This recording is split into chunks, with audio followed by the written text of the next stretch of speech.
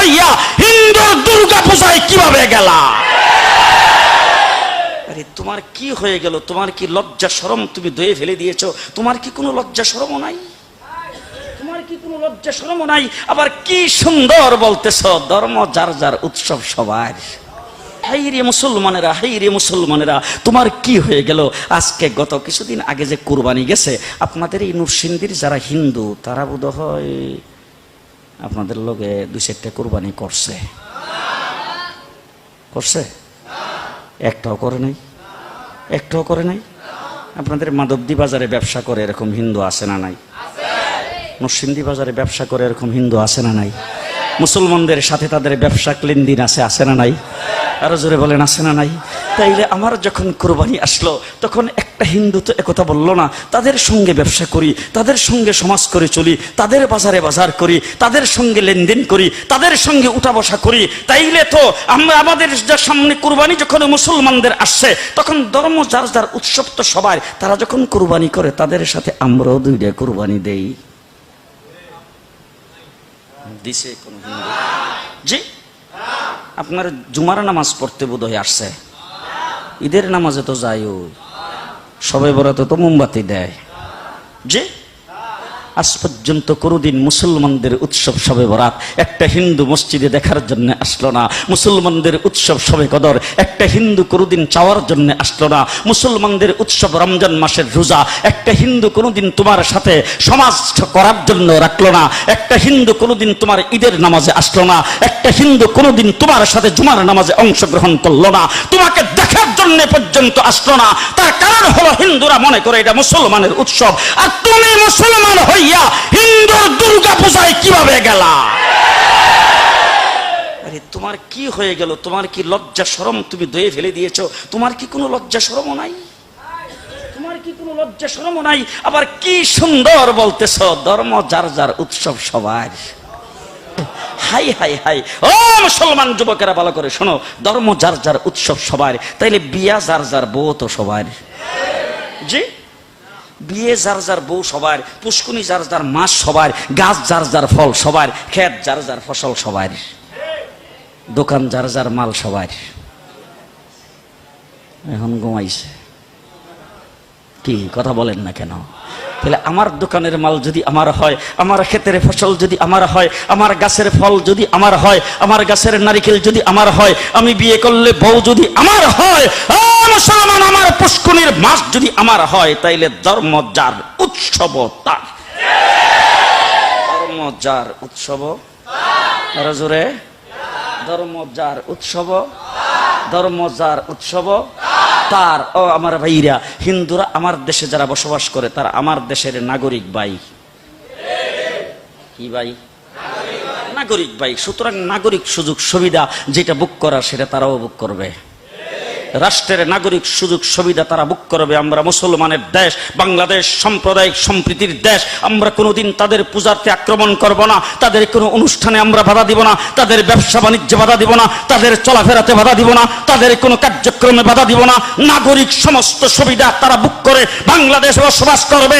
এইটা দেওয়ার জন্য যদি আমাদের কোনো যুদ্ধ জাহাজ করা লাগবে সেটাও আমরা করব। তবে মুসলমান কোনোদিন হিন্দুদের পূজায় যাইতে পারবে না। হিন্দু জীবন আমাদের কোনো পূজায় আসে না। ঠিক না বেঠিক? ঠিক না বেঠিক? হ্যাঁ, মুসলমান কি সুন্দর। আমার দেশের মুসলমানদের ছেলেপেলাদের পর্যন্ত আজকে গায়ে রং লাগানো হচ্ছে। মুসলমানদের ছেলেপেলাদের, ছেলে মেয়েদের গায়ে রং দেওয়া হচ্ছে। তার কারণটা কি? বলে ধর্ম যার যার, উৎসব সবার।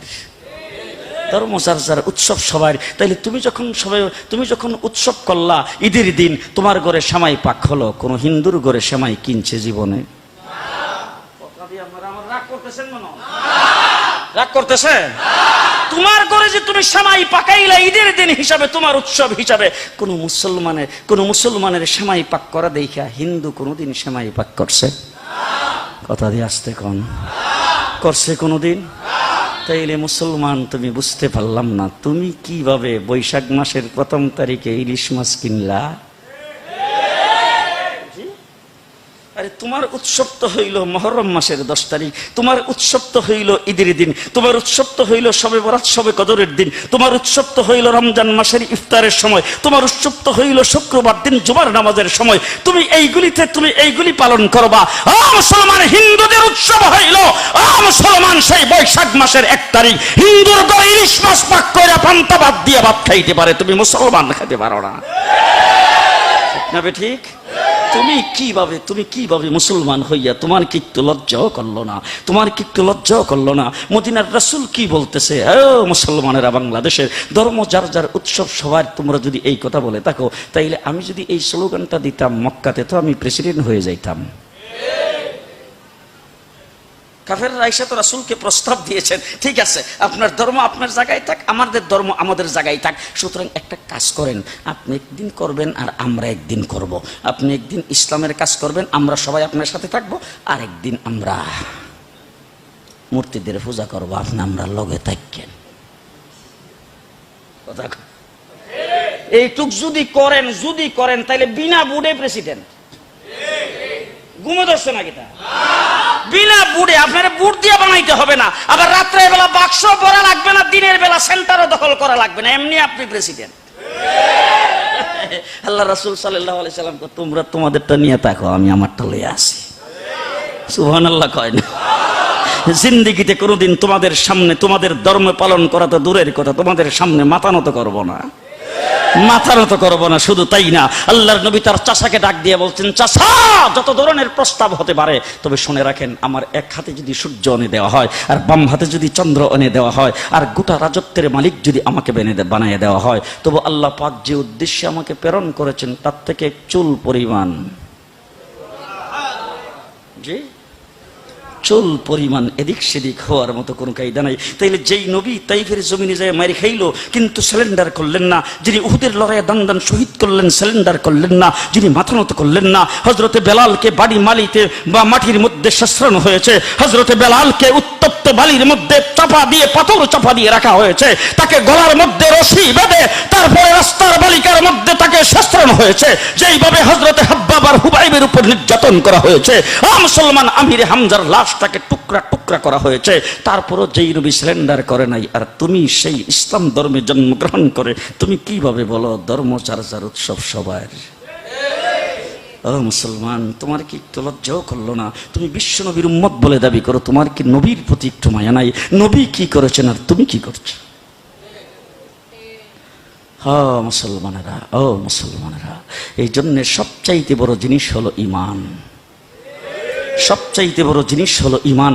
আমাদেরকে উঠতে বইতে, ডাইনে বামে করট ফিরতে, কায়ের দিতে আমাদেরকে চিন্তা করতে হবে কোন জায়গায় গেলে ঈমান থাকবে, কোন জায়গায় গেলে ঈমান যাবে। ঠিক না বে ঠিক? ঠিক না বে ঠিক? পরিষ্কার কথা বলতে চাই, বাংলাদেশ শতকরা 94% মুসলমানের দেশ। এই দেশটা কিন্তু কেউ মনে মনে ভাবতেছে এই দেশের চতুর্দিকে যেহেতু মুসলমান নয়, এই দেশটা যেহেতু একটা চিপার ভিতরে আছে, এই জন্য যে কোনো সময় এই দেশটাকে বোধহয় গিলে ফেলা যাবে। পরিষ্কার ভাষায় বলে যাচ্ছি, ভালো করে মনে রাখেন, আল্লাহর নবীর মক্কি জিন্দিগিতে বাংলাদেশে ইসলাম আগমন করেছেন। মদিনায় হিজরত করে যাই নাই, মক্কার জিন্দেগিতে রাসূল মক্কার জিন্দেগিতে মক্কি সাহাবী 4 জনের মাধ্যমে ইসলাম আগমন করেছেন বাংলাদেশে। বাংলাদেশের ইসলামের গোড়া বড় শক্ত। শুধু তাই না, ভালো করে মনে রাখেন, আজকে আমরা ওয়াজ করি, আমিও একজন দেওবন্দি উলামায়ে কেরাম আজকে সব জায়গার মধ্যে দ্বীনের কামে সেই আছে। ও আমার ভাইরা, দেওবন্দ দারুল উলুম মাদ্রাসা আমাদের কেন্দ্র। তবে একটি কথা ভালো করে জেনে রাখেন, দেওবন্দে ইসলামানি হাদিসের দর শুরু হওয়ার 600 বছর আগে আমাদের এই বাংলাদেশের ঢাকার উদূরে সোনারগাঁতে হযরতে শামসুদ্দিন আবু তাওয়ামা রাহমাতুল্লাহি আলাইহি এই জায়গায় হাদিসের দর শুরু করেছেন। হাদিসের দর্শ এই বাংলাদেশে সর্বপ্রথম শুরু হয়েছে আজকের থেকে প্রায় 800 বছর আগে বাংলাদেশে সর্বপ্রথম হাদিসের দর্শ শুরু হয়।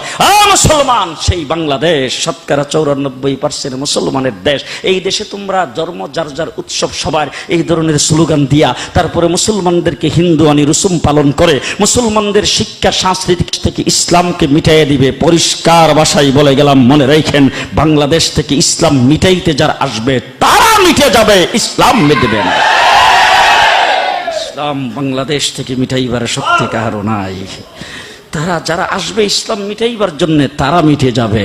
আহমদ শরীফ ইসলাম মিটাইবার জন্য আগমন করেছেন, তার জানাজার কবর বাংলার মাটিতে হয় নাই। দাউদ হায়দার ইসলাম মিটাইবার জন্য আসছে, বাংলাদেশে থাকতে পারি নাই। তসলিমা নাসরিন কোরআনের বিরুদ্ধে কথা বলেছে, আজকে জারুর বাড়ি আর চেয়ার বাড়ি খাইতেছে বিভিন্ন জায়গায়। এটা বাংলাদেশ 90% মুসলমানের দেশ। এই দেশে আমরা ইসলাম নিয়ে ঈমান নিয়ে বেঁচে থাকতে চাই। কি বলেন, চান কিনা? চান কিনা? চান কিনা? আল্লাহ কবুল করুক, সকলে বলেন আমিন, আর জোরে বলেন আমিন। ইসলাম নিয়ে ঈমান নিয়ে বেঁচে থাকতে চাই। পরিষ্কার ভাষায় বলতেছি, আরাকানও মুসলিম অধ্যুষিত ছিল, কাশ্মীর মুসলিম অধ্যুষিত, সেখানে নির্যাতন চলছে। সিরিয়া মুসলিম অধ্যুষিত, সেখানে নির্যাতন চলছে। আজকে জেরুজালেমে নির্যাতন চলছে, ইরাকে নির্যাতন হয়েছে, মুসলমান গুজরাটে নির্যাতন হয়েছে। বিভিন্ন দেশে মুসলমানদের উপর যেইভাবে নির্যাতন আসতেছে, আমাদের একদিক হলো পানি, তিন দিক হলো ভারত, চতুর্দিকে কাঁটাতারের ভেড়া। এমন একটি জায়গার মধ্যে বসবাস করতেছি, যদি আল্লাহ না করুক, মসজিদে বসে বলতেছি আল্লাহ না করুক, আল্লাহ না করুক, সকলে বলেন আমিন। যদি এমন কোনো পরিস্থিতি আসে আর আমাদের বুক বরাবর লাইফেলের বন্দুকের গুলি তাক করে যদি বলে ইসলাম ছাড়তে হবে, ঈমান ছাড়তে হবে, বেঈমান হইতে হবে, ওই সময়ে বন্দুকের গুলির সামনে বুক টান করে বলতে হবে আমরা মুসলমান। পারবেন? আমরা মুসলমান।